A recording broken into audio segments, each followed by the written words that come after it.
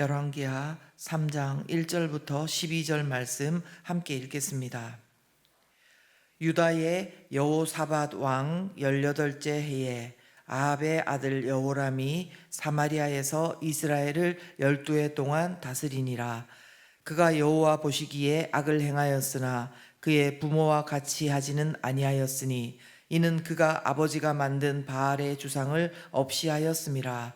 그러나 그가 느밧의 아들 여로보암이 이스라엘에게 범하게 한 그 죄를 따라 행하고 떠나지 아니하였더라.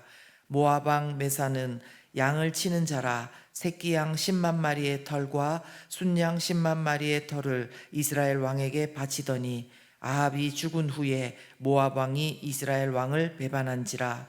그때에 여호람 왕이 사마리아에서 나가 온 이스라엘을 둘러보고 또 가서 유다의 왕 여호사밧에게 사신을 보내 이르되 모압 왕이 나를 배반하였으니 당신은 나와 함께 가서 모압을 치시겠느냐 하니 그가 이르되 내가 올라가리이다. 나는 당신과 같고 내 백성은 당신의 백성과 같고 내 말들도 당신의 말들과 같으니이다 하는지라. 여호람이 이르되 우리가 어느 길로 올라가리이까 하니 그가 대답하되 에돔 광야길이니이다 하니라. 이스라엘 왕과 유다 왕과 에돔 왕이 가더니 길을 둘러간 지 7일에 군사와 따라가는 가축을 먹일 물이 없는지라. 이스라엘 왕이 이르되 슬프다. 여호와께서 이 세 왕을 불러 모아 모압의 손에 넘기려 하시는도다 하니 여호사밧이 이르되 우리가 여호와께 물을 만한 여호와의 선지자가 여기 없느냐 하는지라. 이스라엘 왕의 신하들 중에 한 사람이 대답하여 이르되 전에 엘리야의 손에 물을 붓던 사밧의 아들 엘리사가 여기 있나이다 하니 여호사밧이 이르되 여호와의 말씀이 그에게 있도다 하는지라. 이에 이스라엘 왕과 여호사밧과 에돔 왕이 그에게로 내려가니라. 아멘. 9월 5일 목요일 오늘 주신 말씀 함께 나누겠습니다. 열왕기하 3장에 보면은요 4명의 왕의 이야기가 나오고 있습니다. 누구누구가 나오냐면 먼저 남유다의 여호사밧 왕, 그리고 북이스라엘의 여호람 왕, 그리고 모압의 메사 왕, 그리고 이름은 나와 있지 않는 에돔 왕, 이렇게 나옵니다. 이들 중에 남유다 왕과 북이스라엘 왕과 에돔 왕이 이 세 나라가 북이스라엘의 반역을 한 모압을 치기 위해서 동맹을 맺고 있는 모습을 봅니다. 북이스라엘의 여호람 왕이 전쟁을 시작한 이유에 대해서 4절에서 5절을 보면 좀 더 알 수가 있습니다. 4절에 보시면 모압 왕 메사는 양을 치는 자라. 새끼 양 10만 마리의 털과 순양 10만 마리의 털을 이스라엘 왕에게 바치더니 이렇게 말씀하고 있습니다. 이것은 그동안 모압 왕 메사가 아주 많은 엄청난 양의 조공을 해왔다는 것을 말하고 있습니다. 또한 모압 왕의 이름 메사라는 이름을 양을 치는 자 이렇게 표현하고 있음을 볼 수 있습니다. 이것만 보아도 그동안 북이스라엘이 모압을 어떤 나라로 여겨왔는지를 알 수가 있는 것입니다. 그런데 5절을 한번 보십시오. 5절을 보시면 아합이 죽은 후에 모압 왕이 이스라엘 왕을 배반한지라 이렇게 말씀합니다. 이는 북이스라엘이 아합 왕 때부터 계속되는 아람과의 전쟁으로 인해서 국력이 약화되다가 결국 아합 왕이 아람과의 전쟁에서 죽고 국력이 더 약해지고 이제 모압이 북이스라엘을 배반하게 된 사실을 말씀합니다. 이것은 북이스라엘로서는 어떤 처지에 놓였냐면요. 그동안에 보던 그 경제적인 이익이 있었을 텐데 그 아까 새끼 양 10만 마리 털과 순양 10만 마리의 털을 조공을 받았었는데 이제 그것을 받지 못한다는 것. 그러니까 막대한 경제적인 손실을 입을 수밖에 없게 되었다는 것입니다. 그래서 그들이 전쟁을 하려고 하는 것입니다. 사실 이런 일들은 누군가의 힘이 약해지면 그동안 잘 또 섬기는 것 같다가 그렇게 배반하는 일, 이런 일들은 우리 주변에 돌아보면은 있을 법한 일입니다. 그런데 중요한 것은 이때 어떻게 대처를 하느냐, 그것일 것입니다.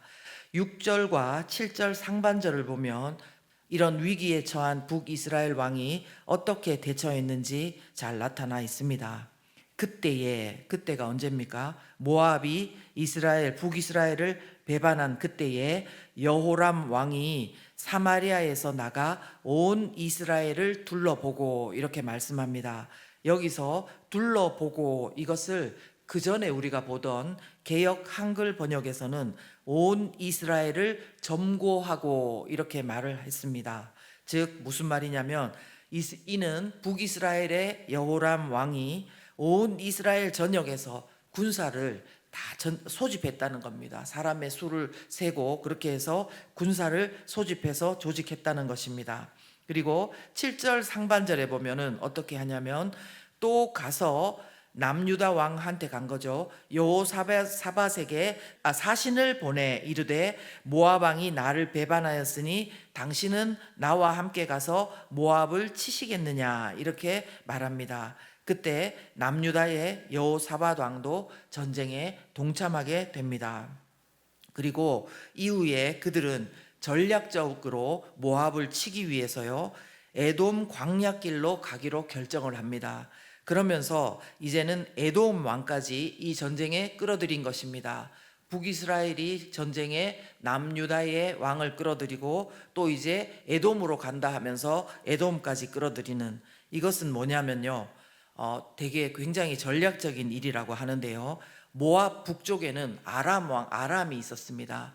근데 북쪽으로 가지 않고, 그러니까 아람을 건드리지 않으면서도 두 나라를 끌어들여 가지고 연합해서 전쟁하는 거고, 또 남유다가 예를 들어서 북이스라엘을 도와서 모압을 치러 갈 때에 그들도 에돔에게 공격을 받을 수 있는데, 에돔까지 같이 연합해서 감으로 인해서 그 공격도 사전에 미리 막는 그런 나름대로 최선의 그런 전략을 짜면서 전쟁에 임했다는 것입니다.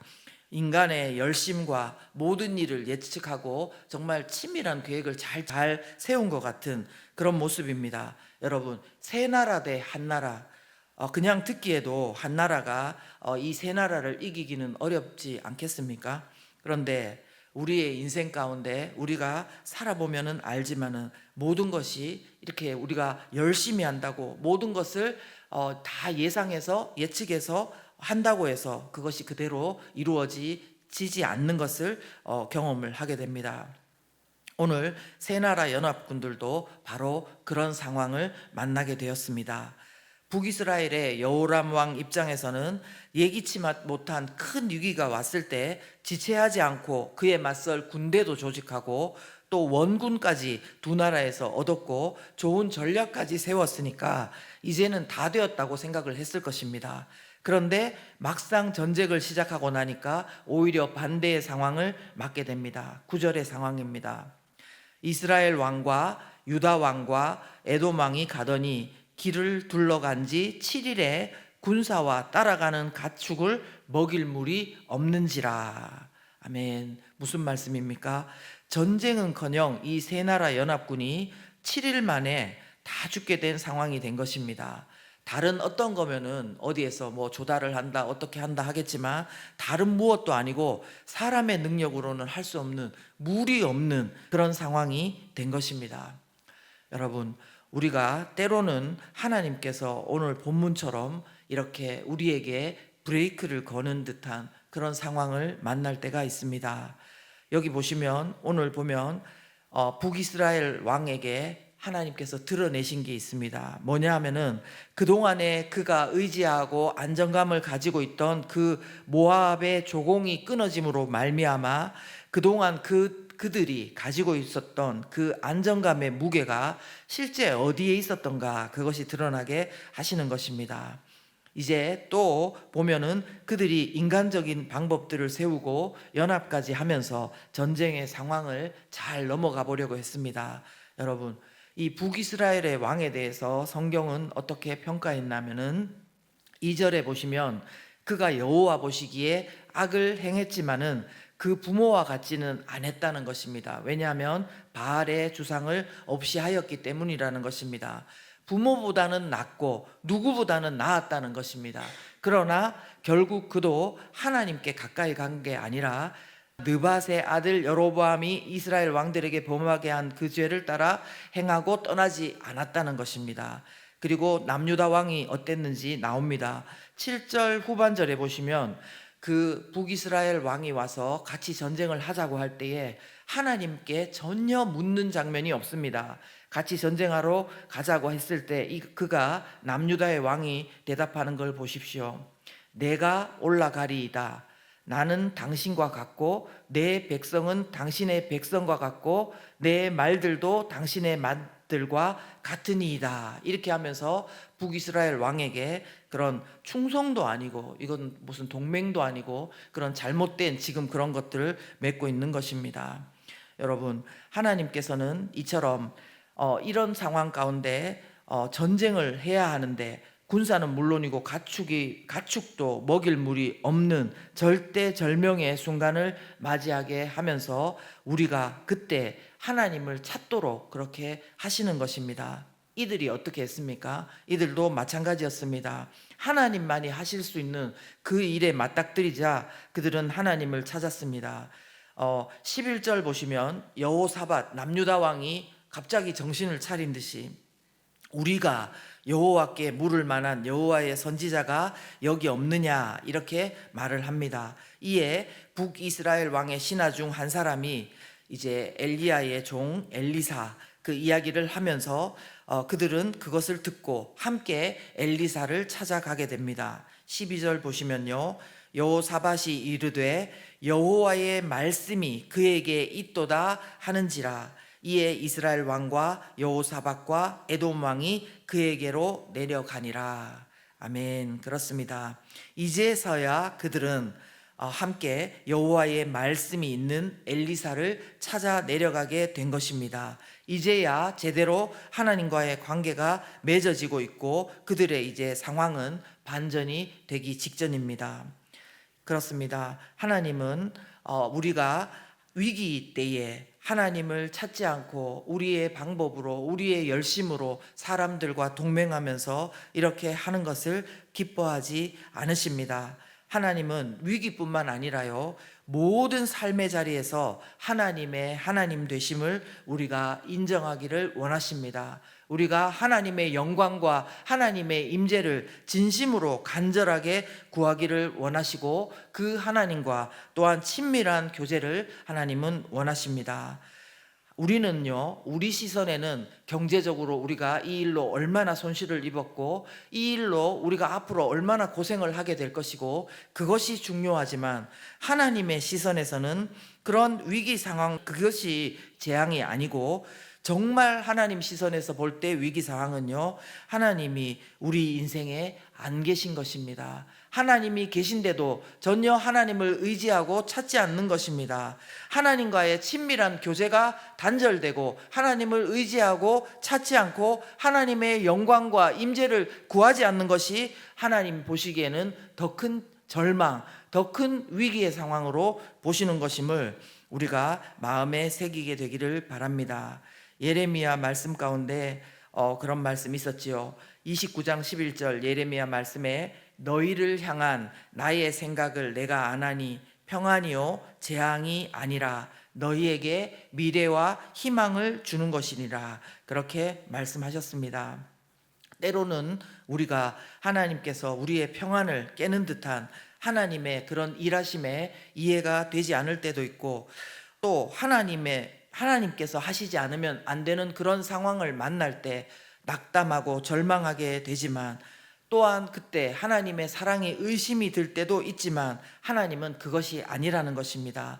너희를 향한 나의 생각은 평안이고 재앙이 아니라고 하시고 우리 눈에는 재앙처럼 보인다고 하지만 하나님은 오히려 미래와 희망을 주는 지점이 될 것이라는 것을 말씀하는 것입니다.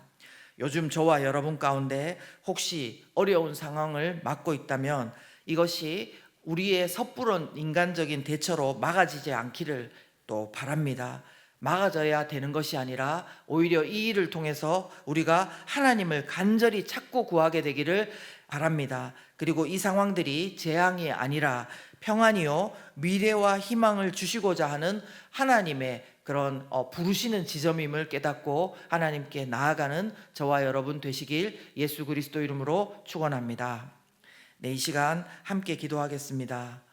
이 말씀을 보면서 내 왕들의 이야기를 보면서 이 속에 우리의 모습은 없는지요? 우리의 열심과 사람들과의 연합과 또한 예측과 그 모든 것들을 가지고 나갈지라도요, 하나님이 계시지 않고 하나님의 영광과 임재를 구하지 않고 우리끼리 하는 거에는 아무 힘이 없습니다.